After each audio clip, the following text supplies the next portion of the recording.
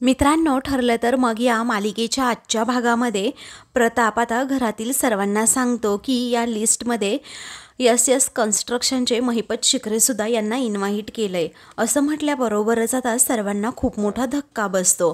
तर आता पूर्णाजी चिडतात आणि विचारतात त्याला कशाला बोलवलं असेल। तरीही आता महिपतचं नाव समजल्यानंतरही अर्जुन मात्र काहीच बोलत नसतो, तो मात्र एकदम गप्प असतो। तर आता सायलीला त्याचा खूप राग येतो, कारण तो आता मोबाईलमध्येच काहीतरी आपलं पाहत असतो। तो सगळं काही अगदी कॅज्युअली घेतो हे पाहून सायली मात्र अजूनच रागात त्याच्याकडे पाहते। त्यानंतर कल्पना विचारते म्हणजे तिथे महिपत सुद्धा असणार आणि आता फॅमिलीला बोलवलं म्हटल्यानंतर साक्षी सुद्धा तिथेच असणार, पण मला एक कळत नाही असल्या नीच माणसाला का बोलवलं असेल तिथे। तेव्हा प्रताप म्हणतो कल्पना ही आमंत्रण आहेत ना ती फक्त आणि फक्त मोठ्या बिझनेसमॅनसाठी पाठवली आहेत, ही प्रामाणिक बिझनेसमॅनसाठी नाही आहेत। ही आमंत्रण पाठवताना महिपतचं एक बिल्डर म्हणून यश त्यांनी गृहीत धरले, हे कशामुळे मिळाले हे त्यांनी मात्र बघितलेलंच नाहीये। तेव्हा प्रिया आता सगळ्यांच्या हो मध्ये हो करत असते आणि ते सुद्धा अगदी नाईलाजाने। तेव्हा सायली आता विचार करते, मला सांगा बाबा, तिथे तर पूर्ण कुटुंबाला आमंत्रण आहे ना, मग आम्ही दोघेही येतो ना तुमच्या बरोबर, म्हणजे आपण सगळेजण जेव्हा एकत्र असू ना तेव्हा महिपत अजिबात तुमच्या जवळ सुद्धा येणार नाही आणि तुम्हालाही काही मनस्ताप होणार नाही असं म्हणून ती आता परमिशन मागत असते। तर सर्वजण एकदम गप्प असतात।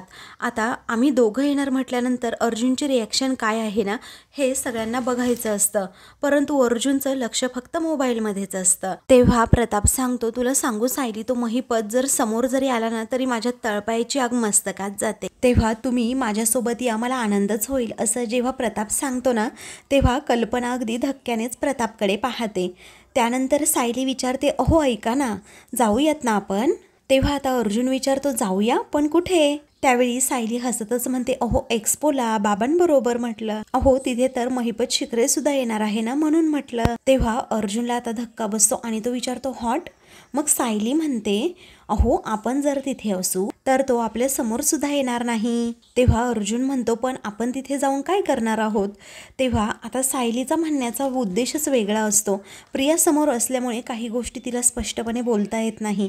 मग आता अर्जुनला प्रताप सांगतो की अर्जुन प्लीज नको ना आडेवेडे घेऊ, सायलीला घेऊन येऊ शकतोस, आलात ना तर मला बरं वाटेल आणि तुम्हालाही तेवढी मोकळीक मिळेल, चेंज होईल। तेव्हा अर्जुन हसतो आणि म्हणतो, डॅड आम्ही तिथे येऊन काय करणार असं म्हणून तो सायलीकडे पाहतो। तेव्हा सायली आता इशारा करते, अर्जुन मग म्हणतो की ओके डॅड, आम्ही यायला तयार आहे। मग आता सायली विचारते की ऐका ना, वर येता का जरा, थोडंसं काम आहे। मग आता अर्जुन म्हणतो हो असं म्हणून तो तिच्या पाठोपाठ जातो।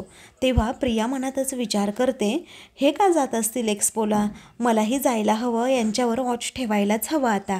तेव्हा प्रिया आता म्हणते, बाबा ऐका ना, अहो तुम्हाला एवढं मानाचं आमंत्रण मिळालं आहे एक्सपोसाठी, तर मी आणि अश्विन सुद्धा येऊ मग। तेव्हा कल्पना म्हणते, हो चालेल की, अगं आनंदच होईल आम्हाला उलट। तर आता दुसरीकडे प्रतिमा ही गजरा बनवत असते, ती गाणं सुद्धा गुणगुणत असते। आता रविराज आणि सुमन हे दोघेही तेथे येतात आणि प्रतिमाला असं गाणं गुणगुणताना पाहतात, त्यांना तर खूपच आनंद होतो। मग ते दोघेही तिच्याकडे अगदी हसतच पाहतात। आता रविराज विचारतो, काय ग प्रतिमा, अजूनही हे गाणं लक्षात आहे का तुझ्या? तेव्हा आता अगं तू गजरा बनवताना नेहमी हेच गाणं गुणगुणायचीस असं प्रतिमाला तो आठवण करून देतो। तेव्हा सुमन सांगते, हो हे आपल्या वहिनींचं अगदी आवडतं गाणं होतं ना। तेव्हा रविराज म्हणतो, हो मग त्यावेळी आता माझ्या डोळ्यासमोर तर अगदी पूर्वीच्याच प्रतिमा वहिनी आल्या असं म्हणून सुमन खुश होते। तेव्हा प्रतिमाच कन्फ्यूज असते की हे दोघे असं काय बोलतायत आणि खरंच मला त्या गोष्टी रिमाइंड होत आहेत का। मग आता ती स्वतःच्याच मनाला तो प्रश्न करते आणि विचारते की मला या गाण्याचे असे मोडके तोडके शब्द आठवत आहेत, पण का माहीत नाही गजरा ओवायला बसले आणि मला समजलंच नाही की मी कोणतं गाणं गुणगुणते, मला हेच गाणं असं म्हणावंसं वाटलं होतं।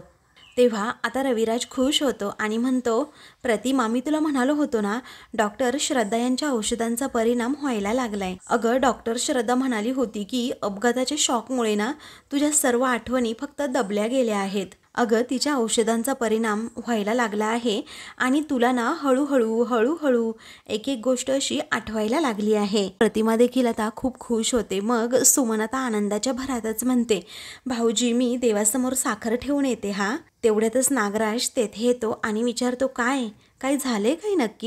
एवढी आनंदाची बातमी तरी काय आहे? तेव्हा सुमन सांगते, अहो डॉक्टर श्रद्धा यांच्या ट्रीटमेंटमुळे वहिनींच्या तब्येतीवर खूप छान असा परिणाम होतोय आणि त्यांची ना तब्येत हळूहळू सुधारायला लागली आहे. त्यांना थोडं आठवायला सुद्धा लागले आता आणि मला खात्री आहे की त्यांना आता पूर्वीचं सगळं काही आठवायला लागेल. तेव्हा नागराज विचारतो, हो का? असं म्हणून त्याला आता धक्काच बसतो. हे ऐकून नागराज फक्त खुश असण्याचं नाटक करतो आणि अभिनंदन वहिनी असं अगदी दबक्या आवाजातच म्हणतो. त्यामुळे प्रतिमा आता हसते आणि म्हणते, थँक्यू भाऊजी. तेव्हा मनातच आता नागराज विचार करतो की आता यापुढे तुला डॉक्टर श्रद्धाची नाही तर डॉक्टर प्रिया आणि नागराज या दोघांची औषधं द्यावी लागणार. आता प्रियाने त्या गोळ्या तर ऑर्डर केल्या आहेत, परंतु त्या कधी येणार काय माहीत. या गोळ्या तुला द्यायला उशीर व्हायलाच नको अजिबात, असं म्हणून नागराज हा प्रतिमाकडे जरा रागातच पाहतो, परंतु पुन्हा हसल्याचं नाटक करतो. परंतु प्रतिमाबद्दल त्याच्या मनात खूपच काळ्याभेरं असतं. तर दुसरीकडे आता अर्जुन आणि सायली हे दोघेही रूममध्ये येऊन सायलीने सर्व प्लॅन आता अर्जुनला सांगितलेला असतो. तेव्हा तुला सुचलेली आयडिया तर अगदी फॅन्टॅस्टिक आहे बायको, असं अर्जुन तिचं कौतुक करत म्हणतो. तेव्हा सायली म्हणते, हो देवी आईने तर आपल्याला ही अशी संधी दिली आहे, त्यामुळे संधीचं सोनं करायला हवं. अहो महिपत आणि साक्षी घरात नसतानाच आपण तिथे जाऊन ते लॉकेट शोधायला हवं. आणि आता आपल्याला तर माहीत आहे ना ते दिवसभर त्या एक्सपोमध्ये असणार आहेत. आपण त्यांच्या घरात जाऊ आणि कोपरा शोधून काढूयात. तेव्हा अर्जुन म्हणतो, यस आपण अगोदर ना एक्सपोमध्ये जाऊयात, म्हणजे त्यांना दाखवूयात की आपण दोघेही तिथेच आहोत आणि मग नंतर आपण महिपतच्या घरी जाऊ, म्हणजे कुणालाही डाऊट येणार नाही. पण आपण दोघेच सगळं मॅनेज करू शकतच नाही. 1 मिनिट असं म्हणून तो आता चैतन्याला कॉल करतो. मग आता त्यावेळी चैतन्य लगेचच दुसरीकडे कॉल रिसीव्ह करतो. मग अर्जुन म्हणतो, हे बघ चैतन्य, उद्या आपल्याला बिझनेस एक्सपोला जायचं. तेव्हा आता चैतन्य म्हणतो, अरे मला सायली वहिनीने सगळं सांगितलंय, मी अगदी वेळेवर पोहोचतो. तेव्हा अर्जुन आता लगेचच सायलीकडे पाहतो आणि त्याला समजतं की सायलीने या सगळ्याचा ऑलरेडी प्लॅन करून ठेवलाय, म्हणून त्याला जरा कौतुकच वाटतं. मग आता तो म्हणतो, वा अरे म्हणजे तुमच्या दोघांचं अगोदर सगळं ठरलेलंच आहे की म्हणायचं, तुमचं बोलणं सुद्धा झालंय ना याबद्दल? तेव्हा आता हो आमचं बोलणं सुद्धा झालंय असं चैतन्य सांगतो, कारण सायली वहिनीचा मेसेज आला होता, तिने मला सगळा प्लॅन अगदी व्यवस्थित समजावून सांगितलाय. फक्त ना एकच छोटासा प्रॉब्लेम आहे अर्जुन, माझ्याकडे ना एक्सपोचं इन्व्हिटेशन नाहीये. तेव्हा अर्जुन आता विचार करतो आणि म्हणतो, डोंट वरी मी करतो की मॅनेज. तेव्हा आता सायली सांगते, भाऊजी ऐका ना तिथे प्रिया सुद्धा असणार आहे आणि आमच्यावर अगदी बारीक लक्ष ठेवून सुद्धा असणार. त्यावेळी आता या महिपत आणि साक्षीला मॅनेज करणं खूप सोपं असणार आहे रे, पण ही तन्वी आहे ना तन्वी, तिला मॅनेज करणं एवढं सोपं नाही आहे असं आता चैतन्य म्हणतो. त्यावेळी अर्जुन सांगतो, अरे मला चांगलंच माहिती आहे की तन्वीला कोण मॅनेज करू शकतं, माझ्याकडे आहे एक चांगली व्यक्ती. चैतन्य आता विचार करतो आणि कुणाबद्दल बोलतोस रे तू असं विचारतो. तेव्हा सायली 2.0 हिच्याबद्दल बोलतोय असं अर्जुन सांगतो. अरे तुला माहित नाही चैतन्य, पण ती खूप सॉलिड आहे. तेव्हा ठरलं तर मग उद्या एक्सपो रंगात आला, आपण तेथून निघायचं आणि महिपतवर साक्षीच्या घरी जायचं आणि जगात काहीही झालं तरी यसचं लॉकेट शोधून काढायचंच. मग अर्जुन सांगतो, कुठलाही प्रॉब्लेम झाला तर तू आम्हाला कव्हरअप करायचं. तेव्हा चैतन्य यस आपण उद्या भेटूयात असं म्हणतो आणि मग फोन ठेवतो. तर आता सायलीने खूप असा भन्नाट प्लॅन उद्यासाठीचा केलेला असतो.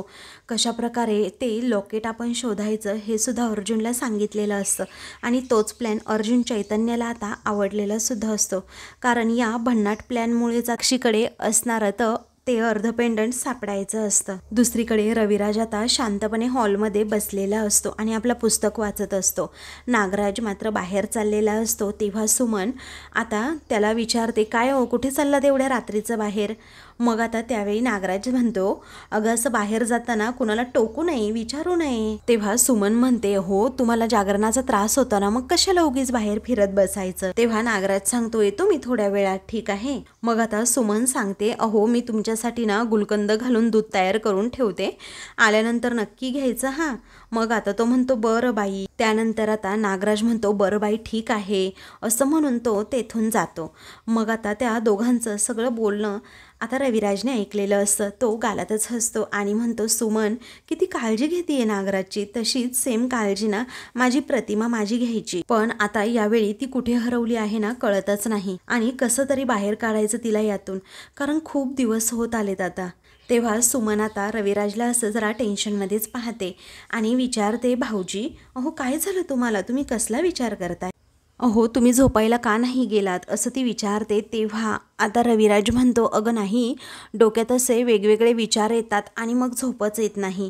सुमन विचारते, पण झालंय काय भाऊजी. तेव्हा रविराज सांगतो, मला ना प्रतिमाची खूप काळजी वाटते ग, तुला सांगू तिला ना अशा जुन्या गोष्टी आता आठवायला हव्यात. तेव्हा सुमन विचारते, पण आता त्या ठीक आहेत ना. तेव्हा रविराज अगदी उदास होतो आणि म्हणतो, तशी बरी आहे ग ती, पण अशी वरच्यावर बऱ्याच गोष्टी त्या विसरत असते. तिच्यावर स्ट्रेस न येता या सगळ्या गोष्टी बदलायला हव्यात, पण त्या कशा बदलायच्या ना हेच मला कळत नाहीये. तेव्हा सुमन सांगते, मला काय वाटतं माहितीये, त्यांच्याशी गप्पा मारता मारता त्यांच्या आठवणी नक्कीच जाग्या करता येतील. म्हणजे आता बघा हा, तुमच्या जुन्या काही सवयी आणि तुमचे नियम, त्याचबरोबर काही किस्से असतीलच ना, मग ते सहज म्हणून त्यांच्या समोर ना तुम्ही पुन्हा सुरू करा. म्हणजे त्यांना असं वाटणार नाही की मुद्दाम होऊन तुम्ही त्यांना काहीतरी आठवायला लावताय, आणि असं केल्याने त्यांच्या मेंदूवर सुद्धा अजिबात ताण येणार नाही. तेव्हा रविराज खुश होतो आणि म्हणतो, अरे वा, ही तर खरंच खूप छान कल्पना आहे आणि तसं तर करून बघायला काही हरकत सुद्धा नाही. तेव्हा सुमन म्हणते, बरं मी जरा आलेच हा भाऊजी. तर आता दुसरीकडे अश्विन आता रूममध्ये असतो आणि प्रियाला विचारतो, आपण जायचं बिझनेस एक्स्पोला, कशासाठी जायचं आणि का जायचं असं म्हणून तो जरा चिडलेला असतो. तेव्हा प्रिया त्याच्या मागे मागे करत असते आणि म्हणते, अरे अश्विन, बाबांना एवढा मानाचा पुरस्कार मिळणार आहे, एवढा मोठा बिझनेस एक्स्पो आहे, बाबांचं तिथे कौतुक होणार आहे, मग आपण जायला नको का सहकुटुंब सहपरिवार. तेव्हा तो म्हणतो, अगं सहकुटुंब सहपरिवार जाण्यासाठी तुला काय वाटतं, तिथे काही सत्यनारायणाची पूजा आहे का, आणि शिवाय ना तू बिझनेस पर्सन आहे ना मी, आणि तसंही एका डॉक्टरचं व याच्या बायकोचं ना तिथे तसं काही काम सुद्धा नाहीये, असं म्हणून आता तो जरा चिडलेलाच असतो. त्यावेळी प्रिया आता शांतपणे सगळ्या गोष्टी हँडल करण्याचं ठरवते, कारण तिला आता काहीही करून बिझनेस एक्स्पोमध्ये जायचंच असतं, कारण तिथे सायली अर्जुन असणार.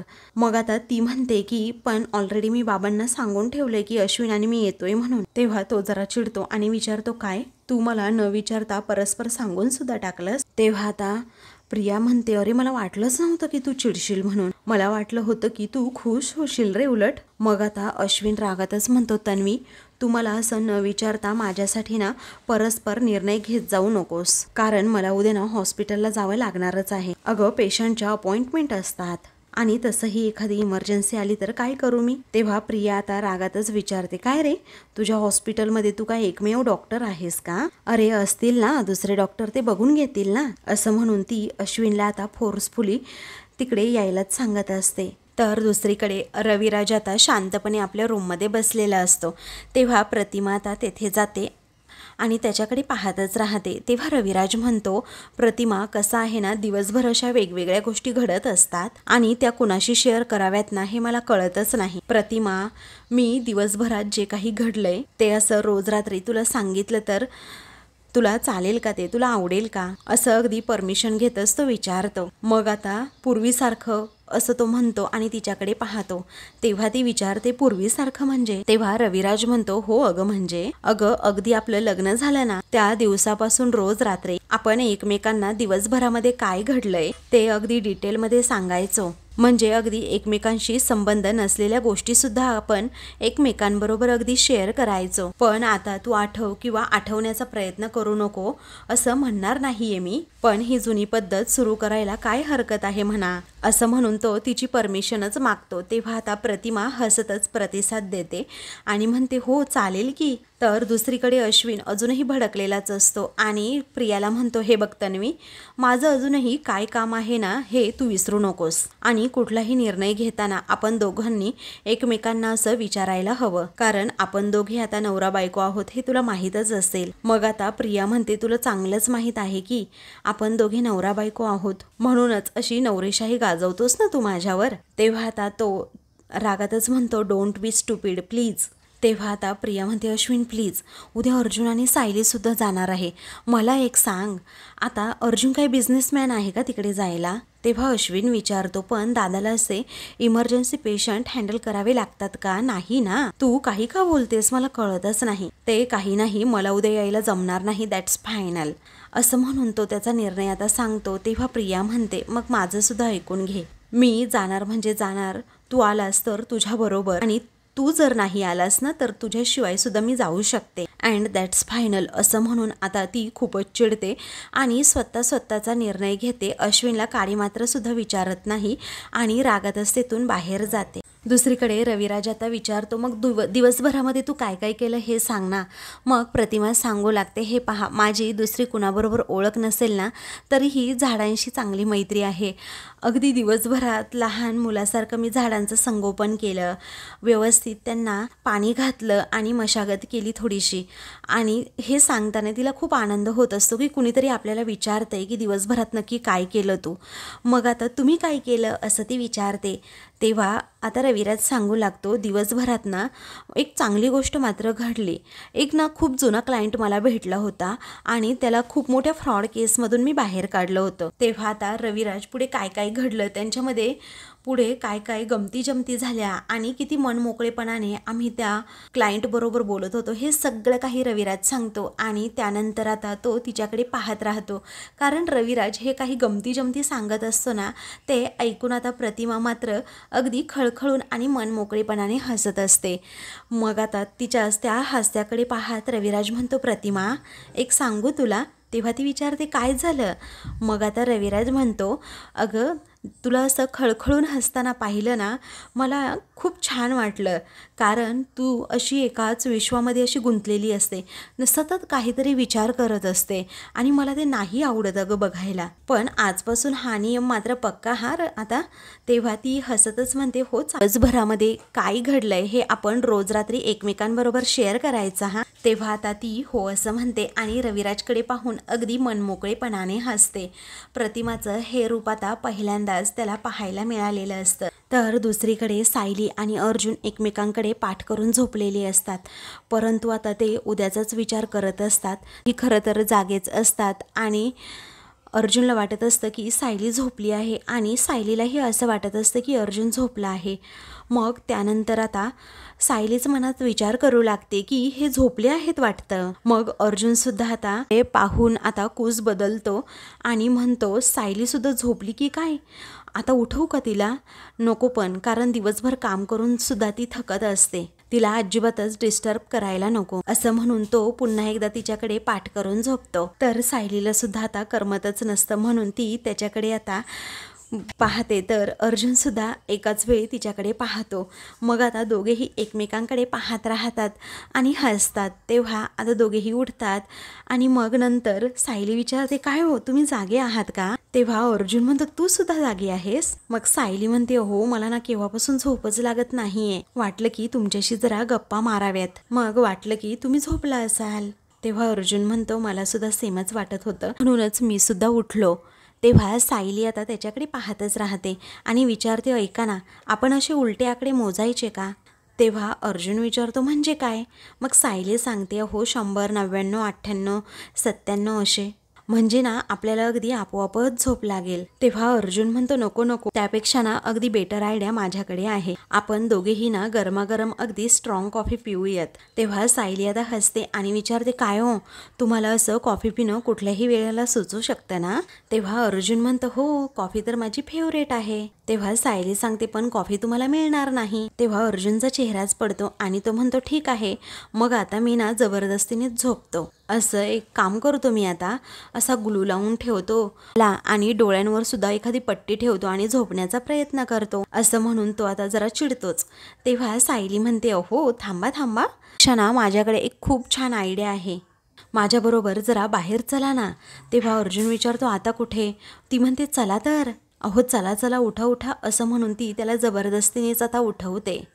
तर आता प्रिया ही नेमकीच बाहेर आलेली असते आणि लगेचच महिपतला कॉल करते. दुसरीकडे महिपत हा ड्रिंक करत बसलेला असतो आणि मोबाईलकडे पाहत म्हणतो, एवढ्या रात्री या चिचुंदरीचा फोन, असं म्हणून तो तिला बोलायला सांगतो. तेव्हा ती म्हणते, हॅलो, ऐका ना, मला तुम्हाला ना खूप महत्त्वाचं अपडेट द्यायचं आहे आणि म्हणूनच मी कॉल केलाय. तेव्हा महिपत म्हणतो की ऐक ना, महत्त्वाचं काम असल्याशिवाय तू मला कशाला कॉल करशील एवढ्या रात्री, नाहीतर मी तुझी झोपमोड नाही करणार का, ते पण अगदी कायमची. मग प्रिया म्हणते, अहो ऐकून तरी घ्या, अहो एक खूप मोठा बिझनेस एक्सपो होणार आहे. मग आता महिपत म्हणतो, माहितीये, मी सुद्धा खूप मोठा बिझनेसमॅन आहे, हे तू विसरू नकोस हा, आणि मी व साक्षी दोघेही तेथे जाणार आहोत. तेव्हा प्रिया विचारते, हो का. मग आता प्रिया सांगते, हो तिथे अर्जुन आणि सायली सुद्धा जाणार आहे. मग आता महिपत विचारतो, काय, पण त्या बिझनेसच्या इथे त्या वकिलाचं आणि त्याच्या बायकोचं काय काम बरं.